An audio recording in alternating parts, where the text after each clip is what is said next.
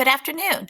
By now, you should have your artifact chosen that you are going to analyze for our rhetorical analysis essay assignment that we are working on.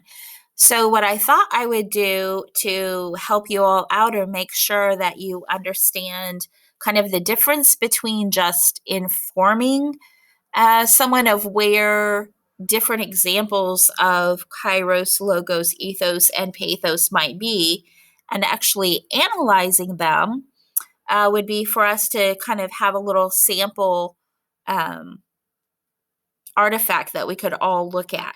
So what I have chosen for you all, because I didn't think anyone would be choosing this, is the video that you can see posted on the DAC webpage. And so if we scroll up here, you'll see this is just what the DAC webpage generally looks like.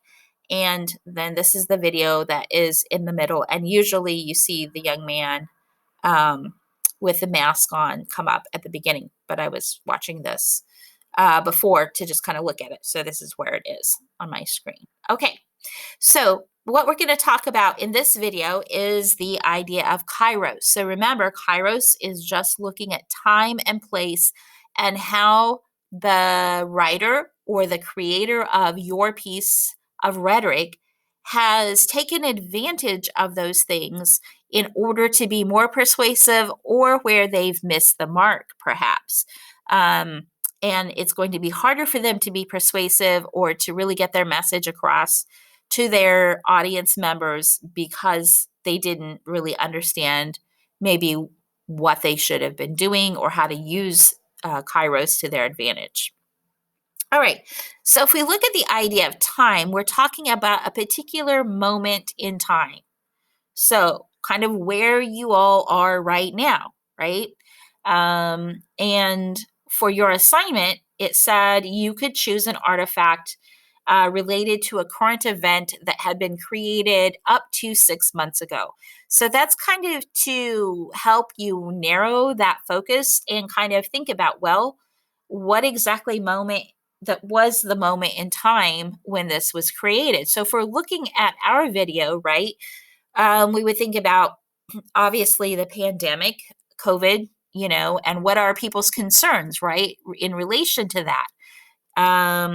This video was created as you all were returning this fall to campus. So, that's another aspect of that moment in time, right? That the intended audience members are those of you who are coming to campus, those of you who might not have been enrolled in DAC before this point in time, but also those of you that maybe are totally online or a combination of that and are returning students, right?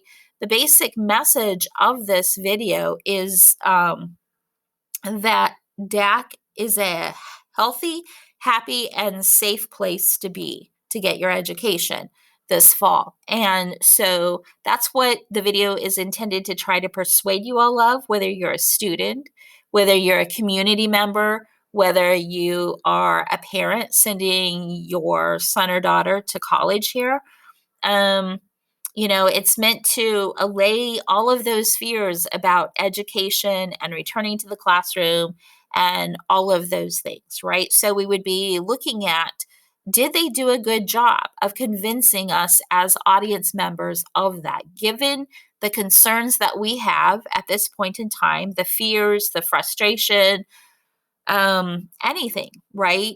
Did they address those in an adequate way that at the end of the video, you're like, yeah, okay, I could feel fairly safe doing what I need to do at DAC, or thinking, yeah, DAC is the place for me. That's where I should go this fall, something along those lines. If we're looking at the idea of place, we're looking at where do we encounter this piece of rhetoric, right? So this is on the web page at DAC, right, on the front page, and it is about halfway down. If we scroll down here, this is where it's at.